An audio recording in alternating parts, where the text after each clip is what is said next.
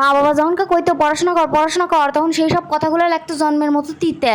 তখনকে পড়তে একেবারে ভূতে ধরতো, পড়বার বসলেই একবারে চোখ ঘুমে ঢইলে পড়তো। আর এই যে এখন বিয়ে করার পর এই যে শুরু হয়েছে জন্মের কাজ, এই কাজ আমার জীবনটা একেবারে খাইয়ে নিবে। আগে তো ভাবতাম বিয়ে করেই না কতজন সুখ, কোনো কাম কাজ নাই, মাও সকাল বিকাল চিল্লাইবো না, বাবাও কবো না পড়বার বয় স্কুল যাওয়া লাগবে না, প্রাইভেট যাওয়া লাগবে না, এই যে সুখ ভোগ করবার নইছি, এই যে সুখ ভোগ করবার নইছি। আগে তো সকালবেলা ঘুমের থেকে উঠে ফোন কাটা শুরু দিতাম, তারপরে মা কোনো কাজের কথা কইলে কইতাম প্রাইভেট যাবো, তারপর খাওয়ার মা তৈরি করে নিয়ে এসে খাওয়ায় পর্যন্ত দিত। আর এখন যেসব মেয়েগুলা বাপের বাড়ি রয়েছেও না এখনই সুখ শান্তি ভোগ করে নাও, শ্বশুর বাড়ি বিয়ে হইলে যে সব কাম করতে করতে জীবন চলে যাবে।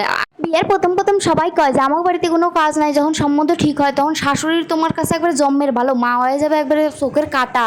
আর বাড়িতে আসলে তোকে মেয়ের মতো করে রাখবো, কোনো সমস্যা নাই, কোনো কাজ করতে লাগবে না, কিছু করতে লাগবে না। তারপরে দেখবে একবার আসল ডাইনির রূপটা তো যখন বাড়াইবে তখনকে বুঝবে যে এ কোন মহিলার পাল্লায় পড়লাম।